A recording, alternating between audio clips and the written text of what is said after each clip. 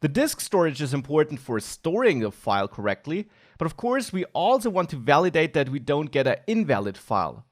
Of course, we also have some validation on the front end already, because in my image upload component, I already have this accept attribute set on the input, but you learned that on the front end, everything can be hacked or simply changed by the user with the developer tools, for example. So we can't rely on front-end validation.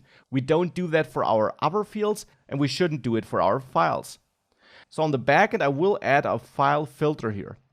This is a function which receives a request object, the file, and then also a callback, which of course is the same pattern you already saw there. Now here we have to call this callback either with an error if validation failed as a first argument, or with null as a first argument if it succeeded. So therefore, first of all, I will add a constant isValid and then check in my MIME type map if I can find the file MIME type here. So this here will retrieve PNG, JPEG, or JPEG if I have one of these MIME types. If I have another MIME type, it won't find an entry here, and therefore it will return undefined. So now with the double bang operator in front of this, we convert undefined or null to false, and we convert one of these findings here to true. So now we have either true or false, however not here, but here of course. So now we have either true or false stored in isValid. Now next we can create our error here. And there I will basically check if isValid is true.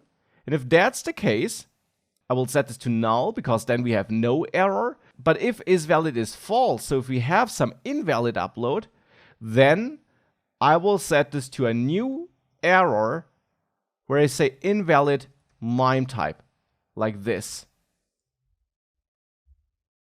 And then we can forward our error, and the second argument is a boolean that basically informs Malter if we accept the file or not, and here I can forward isValid, because if that's true, we forward true, we accept the file, otherwise we don't.